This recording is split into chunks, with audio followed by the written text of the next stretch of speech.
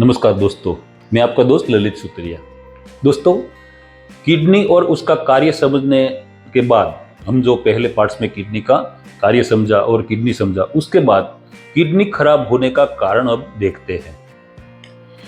Kidney खराब होने की शुरुआत प्रोटीन लॉस से होती है। पथरी, हाई बीपी, मधुमेह या क्रोनिक डिजीज जो किडनी को खराब होने का कारण बनते हैं, जिसमें कॉर्टेक्स की फिल्टर कोशिकाएं खराब होने लगती है और ब्लड फिल्टर का काम धीमा होने लगता है, तो यूरिन के माध्यम से प्रोटीन बाहर निकल जाता है। इस प्रकार किडनी खराब होने की शुरुआत प्रोटीन लॉस से होती है। यदि समय पर उसका इलाज न किया जाए तो फिल्टर की झाली खराब होने लगती है और प्रोटीन की हानि बढ़ जाती है और कॉर्टेक्स जो है उसका आकार सिकुड़ जाता है। अतः देखें तो क्रिएटिनिन बढ़ जाता है। ये जो क्रिएटिनिन है वो मसल्स में प्रोटीन के उपयोग के बाद बनने वाला एक अपशिष्ट पदार्थ ही है, जो 1.1 तक वो हानिकारक नहीं है। यदि हम प्रोटीन लॉस के कारणों पर नजर डालें तो हाइपरटेंशन या हाई बीपी किडनी और प्रोटीन पर दबाव डालते हैं, फिर प्रोटीन लॉस होने लगती है। इसलिए सबसे पहले बीपी कंट्रोल करना चाहिए। वो नीचे का जो बीपी है वो 80 की नीचे रहना चाहिए। अधिक व्यायाम से भी प्रोटीन लॉस होती है। दूसरा कारण देखें तो डायबिटीज रक्त केशिकाओं को नुकसान पहुंचाती है, तब प्रोटीन लॉस होती है। पॉलीसिस्ट किडनी जो है वो उसके रोग की बात करें तो सिस्ट डिस्टर्ब होती है, जिससे प्रोटीन लॉस होती है। इस प्रकार प्रोटीन की हानि गुर्दे की विफलता की शुरुआत है। गुर्दा यानी किडनी। इसके लिए एलएफटी रिपोर्ट यानी लीवर फंक्शन टेस्ट, उसकी रिपोर्ट में प्रोटीन लेवल और यूरिन रिपोर्ट में प्रोटीन लॉस की स्थिति मालूम पड़ती है। दोस्तों, किडनी सिंक्रेज कैसे होती है? बीपी बढ़ने से किडनी की सॉफ्ट आर्टरी पर दबाव पड़ने से वो सख्त हो जाती है, फिर किडनी सिकुड़ने लगती है। इसके साथ ही क्रिएटिनिन भी बढ़ने लगता है। इसलिए सबसे पहले बीपी बढ़ने का कारण पता करना चाहिए और प्रतिदिन बीपी रिकॉर्ड करना चाहिए।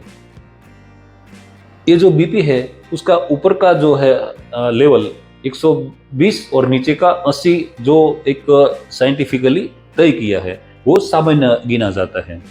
उसमें ऊपर का जो बीपी है उसको सिस्टोनिक और नीचे का बीपी है उसको डायस्टोनिक कहा जाता है।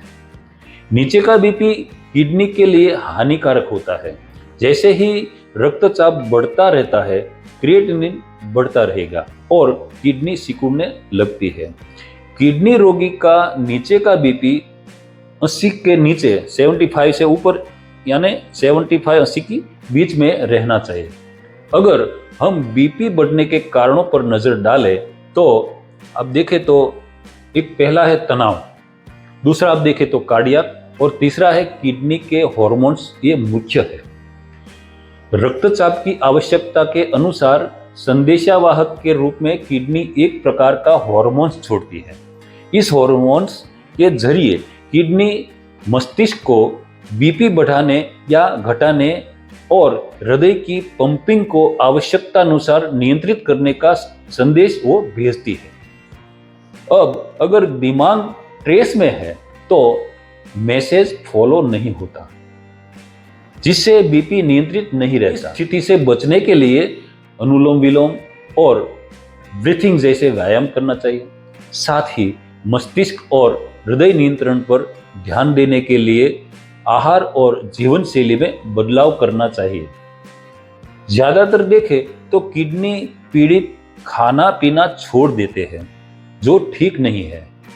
आमतौर पर आसानी से पचे ऐसा भोजन को थोड़ी थोड़ी मात्रा में खाने से किडनी को ताकत मिलती है और वह काम करती रहती है। आजकल के रासायनिक पेस्टिसाइड भोजन और जीवन शैली या किसी कारण से एसिडिटी, कब्ज, अनिद्रा, गठिया, हृदय रोग, मधुमेह या बीपी जैसे कोई समस्या होती है, फिर ऐसी बीमारी के लिए दवाइयाँ ली जाती हैं। फिर किडनी पर फिल्ट्रेशन का अतिरिक्त बोझ पड़ता है।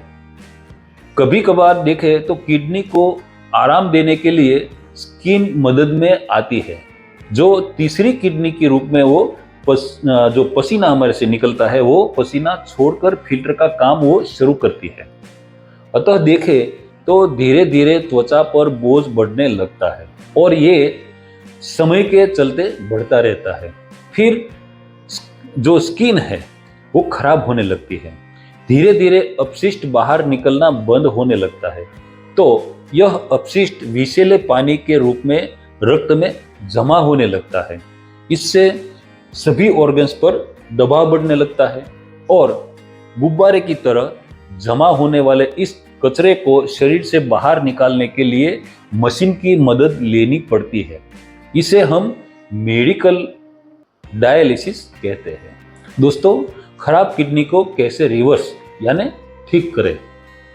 जैसे प्रोटीन की हानि और क्रिएटिनिन बढ़ने के साथ urea, blood urea nitrogen, calcium, sodium chloride या पोटेशियम ये लेवल डिस्टर्ब होने लगे, ये गुर्दे की विफलता की निशानी है। इसे पहले गुर्दे का उपचार आवश्यक है। तो सबसे पहले कुछ रिपोर्ट करना चाहिए। उसका रिपोर्ट देखें तो LFT यानी लीवर फंक्शन टेस्ट, KFT यानी किडनी फंक्शन टेस्ट और साथ में इलेक्ट्रोलाइट्स जो पोटेशियम वो सब है, क्लोराइड है, ये रिपोर्ट भी करना चाहिए। उसके साथ सीरम बाइकार्बोनेट रिपोर्ट करना चाहिए। ये सीरम बाइकार्बोनेट जो है यह जितना अधिक होगा उतनी ही किडनी रिवर्स होगी। उसके लिए डॉक्टर्स लोग नोरोसिस दवाई का सेवन करने को बोलते हैं। और एक रिपोर्ट है यूरिन रिपोर्ट, उसकी भी आवश्यकता है। यदि ज़रूरत पड़ी तो थायराइड और ये शुगर और PTH रिपोर्ट भी करना पड़ता है। दोस्तों, किडनी को और अधिक नुकसान से बचाने के लिए मृत कोशिकाओं को भूलकर जीवित कोशिकाओं को बचानी चाहिए। इसके लिए सबसे पहले क्रिएटिनिन लेवल की जांच करनी पड़ती है, जिसमें क्रिएटिन लेवल 6 वाले जो व्यक्ति है उसकी किडनी 80% खराब मानी जाती है।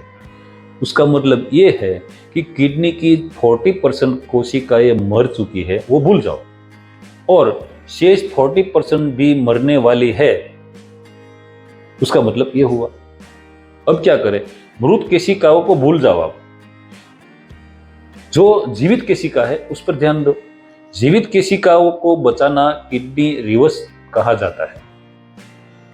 यहां क्रिएटिनिन को कम करने के लिए किडनी का कार्य बढ़ाकर किडनी रिवोल्यूशन मोड पर लानी चाहिए, ताकि अतिरिक्त यूरिया शरीर से बाहर निकल जाए। अब जब किडनी खराब हो रही है तो किडनी की सुरक्षा के लिए सोडियम, पोटेशियम और क्लोराइड जैसे इलेक्ट्रोलाइट्स एवं रसायनों का बैलेंस बहुत जरूरी है। और इसके लिए हम जो तात्विक खान पान बोलते हैं, तात्विक खान पान यानी जो तत्व वाला रासायनिक तत्व जो है वो सब खान पान बहुत वो मायने रखता है। दोस्तों, अब तात्विक खान पान का बैलेंस पार्ट 3 में हम देखेंगे। दोस्तों, मेरी ये YouTube वीडियो पर कमेंट करें, इसे लाइक करें, बातें ठीक लगी तो शेयर भी कर सकते हैं, और दोस्तों सब्सक्राइब करना मत भूलें, ताकि सहज से जुड़ी मेरी ये बातें सही वक्त पर मैं आपको पहुंचाता रहूं। धन्यवाद।